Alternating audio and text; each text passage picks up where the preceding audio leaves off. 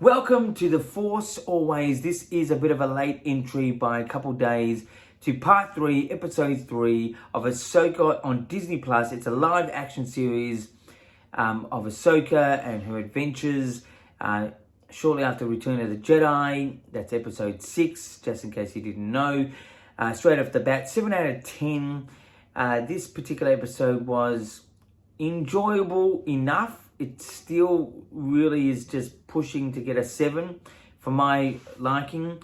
Visually it's stunning. It's a bit too clean and neat in lots of ways, sort of like what we saw in the early days of episodes 1 and 2.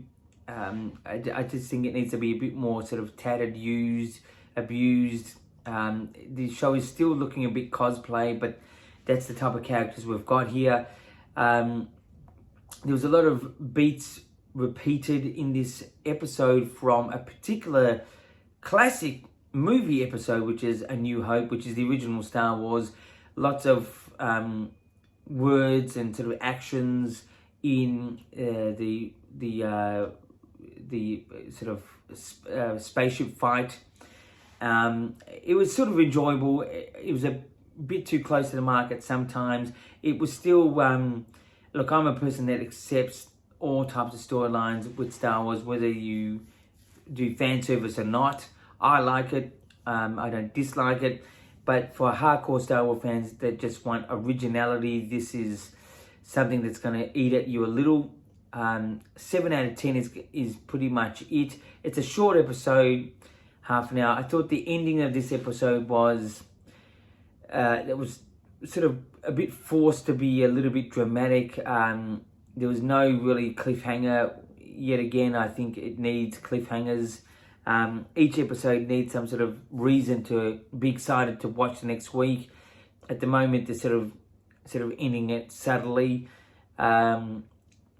The apprentice of the evil guy, I don't know, I cannot remember their names as yet, but she's still, to me, a little bit Tina Bopperish, but still has a menacing look to her, if that makes sense. I really think, I watch it on a big screen, which is back here, and you can really just see the makeup. You can really see the green screen look or the background look, and you can really see how they blend a live action character in front of it. And it's a little bit jarring.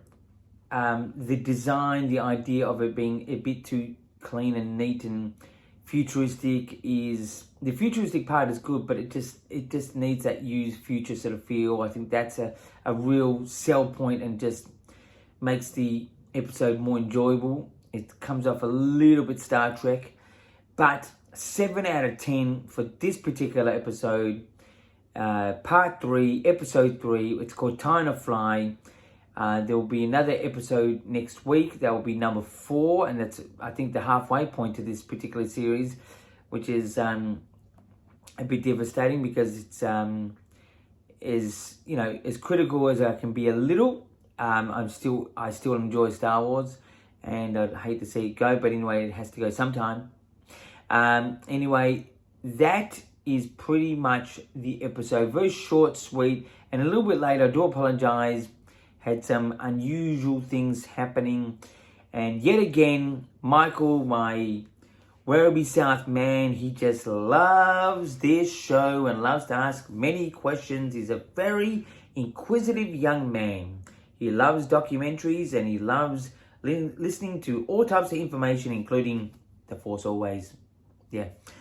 So shout out to him again. Big time follower. Doesn't matter who it is.